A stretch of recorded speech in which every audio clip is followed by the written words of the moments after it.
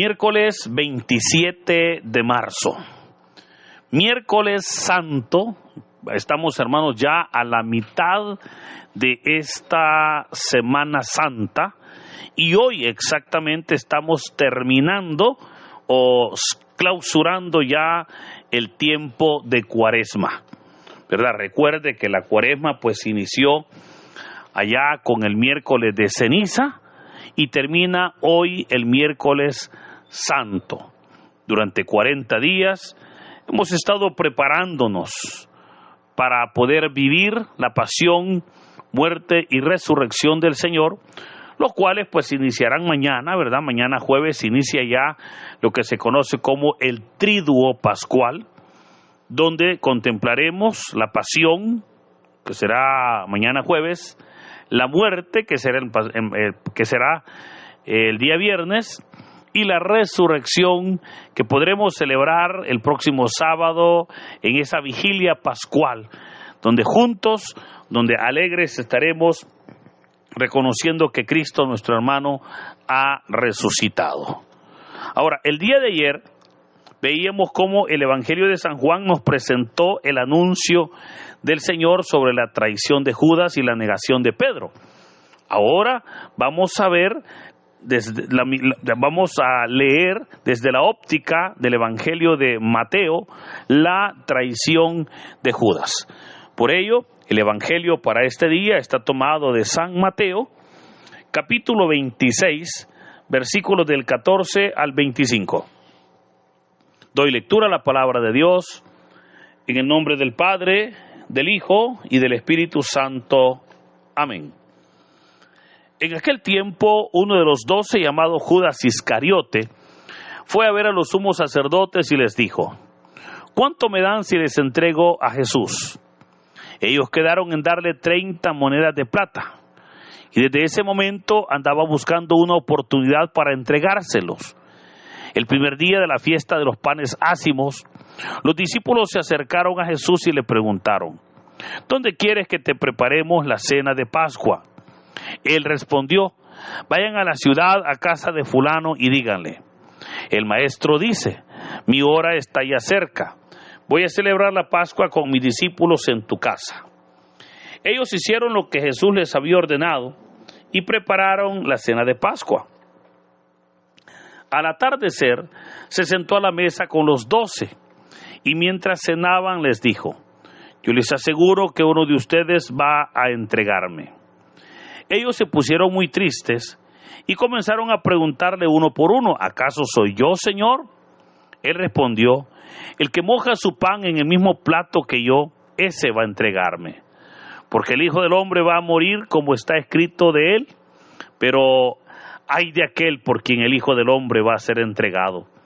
Más le valiera a ese hombre no haber nacido. Entonces preguntó Judas, el que lo iba a entregar: ¿acaso soy yo, maestro? Jesús le respondió: tú lo has dicho. Hermanos, esta es palabra del Señor. Gloria y honor a ti, Señor Jesús. Hermanos, el relato que hoy hemos leído es la traición de Judas, como decíamos, desde la óptica del Evangelio de San Mateo. Y es interesante porque, de acuerdo al Evangelio de Mateo, es Judas Iscariote el que toma la iniciativa y va ante los sumos sacerdotes y les dice: ¿cuánto me dan si les entrego a Jesús? Claramente, la palabra de Dios dice que los sumos sacerdotes, ellos querían ver muerto a Jesús, o sea, ellos lo querían matar, pero ellos no querían matarlo en la Pascua. O sea, ellos habían dicho que lo iban a matar, pero no durante las fiestas de Pascua, para que la gente no se amotine, dijeron ellos.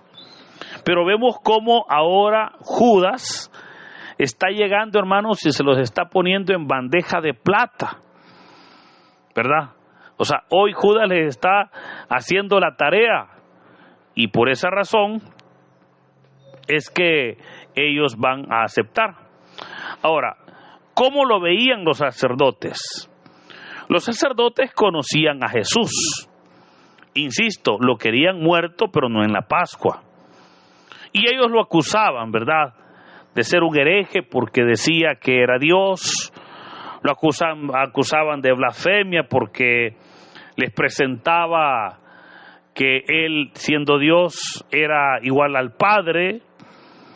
O sea, y estaba en contra de muchas de las tradiciones de los judíos que el Señor no las respetaba, ¿verdad? Los exponía ante gente como, y les decía que ellos eran hipócritas, les atacó su poder en el templo, les atacó su manipulación a las leyes de Moisés, etcétera, etcétera. O sea, ellos hoy cuando Judas les dice, ¿cuánto me dan? No, hombre, si para ellos eso era lo que ellos estaban esperando. O sea, eso era la mejor propuesta que ellos habían escuchado. Ahora, ¿por qué para ellos era la mejor propuesta? Porque recordemos, Judas era uno de los 12. Y los sumos sacerdotes vieron que a través de Judas la oportunidad de infiltrarse en el movimiento de Jesús. O sea, hoy aparece Judas entonces traicionando al Señor. Pero hermano, aquí creo que surge una pregunta y que para muchos de ustedes todavía no ha tenido respuesta. Y la pregunta es, ¿por qué Judas lo traiciona? ¿Por qué Judas lo hace? Vea, espero desarrollarle esto en un par de minutos, aunque es difícil, pero vamos a tratar de hacerlo. Para comprender por qué Judas lo traiciona, es importante que nosotros veamos cómo los discípulos veían al Mesías. Ellos claramente, como todo israelita, esperaban al Mesías. Pero ellos esperaban un Mesías guerrero, ¿verdad? Un Mesías que iba a venir a salvarlos, pero del Imperio Romano, a salvarlos de Herodes, de Poncio Pilato, del César, etcétera. O sea, ellos sabían que el Señor, que el Mesías llegaría a salvarlos con la espada, o sea, a volar cabezas. Eso era lo que ellos pensaban. Y ahora, el Señor Jesús había preparado todo para poder ser el Mesías. Pero claro, para poder ser el Mesías, de acuerdo a la óptica y a la visión de los discípulos, debía de haber un levantamiento en armas. O sea, porque Israel era una ciudad invadida por el Imperio Romano. Y el imperio no se iba a ir simplemente porque Jesús les dijera, váyanse, no. Ellos eran una potencia en ese momento y que obviamente tenían invadido a Israel. Pero entonces, ¿qué es lo que Judas buscaba? Vea, Judas, hermanos, él era un ambicioso. La palabra de Dios dice que él robaba de la bolsa de los fondos, y ahí en esas acciones, por muy pequeñas que fueran, obviamente él estaba abriendo las puertas a Satanás para que entrara en su vida. Pero en realidad, fíjese, Judas pensó provocar que Jesús reaccionara. O sea, Judas dijo, bueno, lo traiciono, pero para que cuando lleguen a capturarlo, el Señor se defienda. Y ahí comience un levantamiento en armas. O sea, eso era lo que Judas pensaba. Su gran sorpresa, hermanos, es que cuando llegaron los soldados y dijeron a capturarlo, Jesús no puso resistencia. O sea, y ahí fue donde Judas no entendió y terminó reconociendo que había sido un instrumento para hacer mal, un instrumento del diablo. Y por esa razón, es que él traiciona a su maestro, ¿verdad? Porque él pensó provocar un levantamiento. Él pensó que Jesús iba a defender. De hecho, recuerde, los apóstoles todos van armados en ese momento. El mismo Evangelio nos va a decir que cuando se acerca un soldado, vino Pedro, sacó el cuchillo y le voló la oreja. O sea, ahí era el momento para que todos en armas comenzaran a volar cabezas y obviamente se fueran a la montaña para finalmente salir en victoria sobre el Imperio Romano. Pero ¿qué hizo Jesús en ese momento? El Señor, en vez de levantar a todos en armas, les dijo: basta. ¿No sabes?, le dijo a Pedro, que el que a hierro mata, a hierro muere. Basta. O sea, eso dejó perplejos a los apóstoles, pero mucho más a Judas.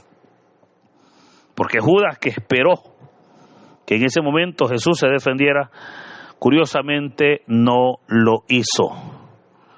Pero es aquí, hermanos, donde ahora nosotros podemos entonces comprender cómo la traición de Judas fue un proceso en el cual él fue descuidando su pureza, descuidando verdaderamente sus valores. La palabra de Dios dice que él robaba, o sea, él fue descuidándose. Y cuando vino a darse cuenta, él ya estaba involucrado ahora en acciones de maldad. Ahora él era un traidor, pero también era un ambicioso. Y por esa razón es que él va a vender a Jesús por 30 monedas de plata. Porque claro, él les va a decir: ¿cuánto me dan si les entrego a Jesús? Judas dijo: bueno, aquí yo lo expongo, el Señor se levanta en armas, salimos victoriosos y de paso gano yo 30 monedas de plata, ¿verdad? Esa era como la idea que llevaba Judas. Su gran sorpresa es que Jesús no se defendió. Su gran sorpresa es que el Señor, como va a decir el profeta Isaías, no abrió su boca. El Señor no hizo nada. Al contrario, les dijo: bueno, miren, les dijo, aquí he estado todos los días y aquí he estado enseñando y ustedes no me han capturado, pero hoy ustedes están en su momento y por eso me capturan. Pero también, hermanos, podemos ver y podemos nosotros darnos cuenta cómo el Señor Jesús tiene control en el tiempo. Porque vea, nosotros no podemos saber, ¿verdad?, lo que nos va a suceder mañana o de repente el viernes o el lunes de la otra semana. No sabemos nada de eso. Pero el Señor Jesús sí lo sabe. Y lo sabe porque Él es Dios. Y por eso es que nosotros tenemos siempre que disparar nuestra vida en la presencia de Dios. Nosotros tenemos que estar confiando en el Señor. Porque en la confianza es ahí donde vamos a recibir ese respaldo, esa fortaleza del Señor. Es ahí donde vamos nosotros a ser fortalecidos. Pero, hermanos, esa confianza es de ir generándola, porque por ignorancia, muchas veces, ¿cuántas personas han perdido la vida por ignorantes?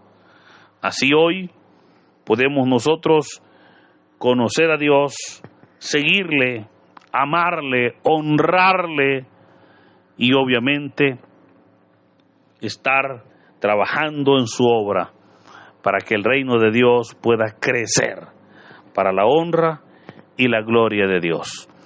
El Señor tenía todo controlado,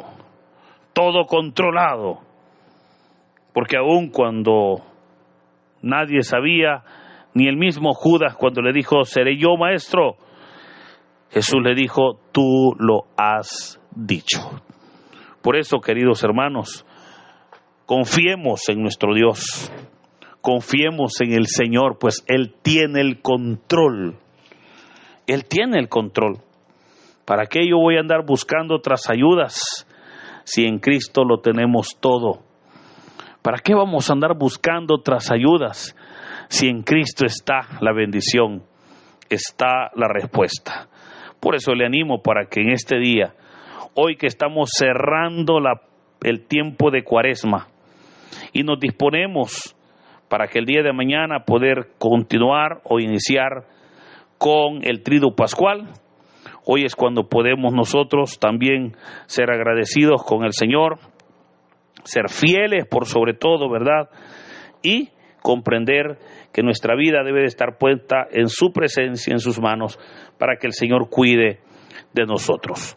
Hermanos, que en este hermoso día el Señor nos bendiga, nos derrame su presencia, nos fortalezca, nos acompañe y nos dé esa paz y esa salud. En el nombre del Padre, del Hijo y del Espíritu Santo. Amén.